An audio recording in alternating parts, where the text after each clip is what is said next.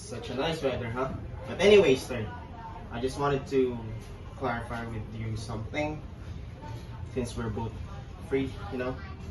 Yes, AB. What is it? It's all about what you said to me. Me personally, I didn't want to hear that kind of word because all through my life, there's no person who says that kind of harsh word to me, and it hurts my feelings, you know. So, yeah. Ha! Well, I said what I said. I never take it back. Come on, third. Really? Do you mean you? Well, fuck you. Shut the fuck up! Come on. Well, fuck you. No! Fuck you too! Oh, come on, third. Come on. Is that what you got? Well, taste this. Oh, yeah.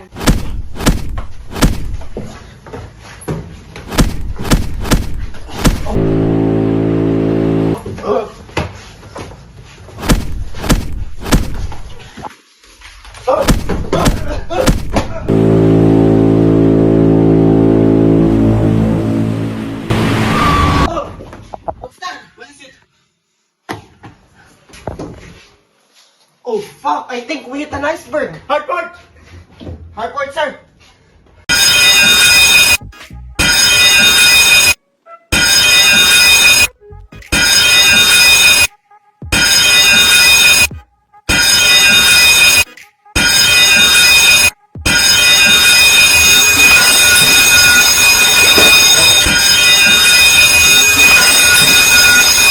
Ha! AB!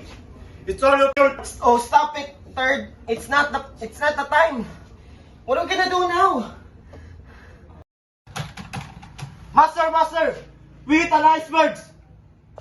It's all one What What the fuck are you doing? Stop your quarrel! What is happening here? Sir, I think we hit an iceberg, All sir. that stressed gal. Copy, sir, copy!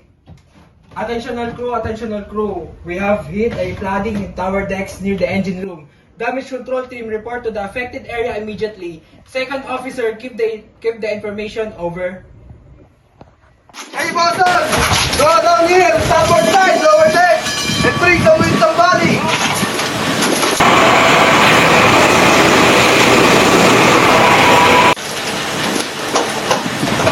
Hey, Master!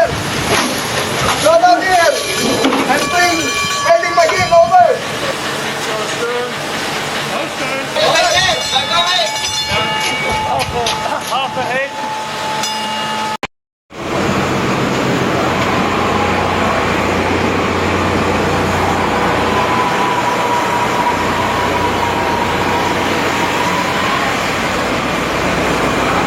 A few moments later. Totally fix the problem here! There is no flooding! Over! Good work. Second mate, keep passengers of the situation and assure them that we have the situation under control. Emergency team, be prepared and assist the passengers if necessary, but hold off on the evacuation for now.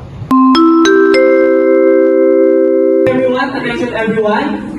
Our vessel is hitting an iceberg, but the vessel is under control. Again, the vessel is under control. So please don't panic, but be ready and make yourself as safe as you can.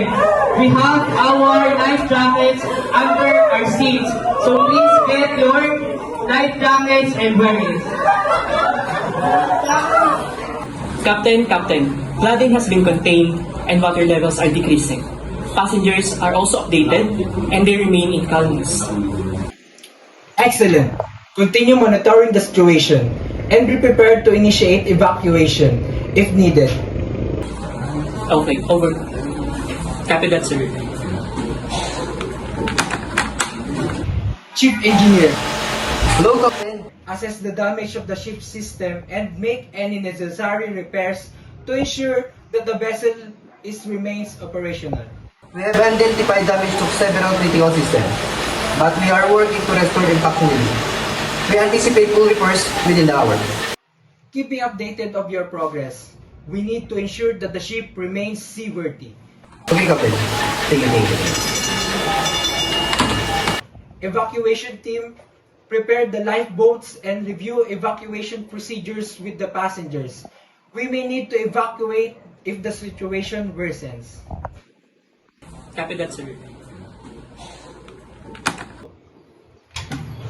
Attention all crew, this is your captain speaking. Well done everyone. I want to thank each and every one of you for your professionalism and quick response.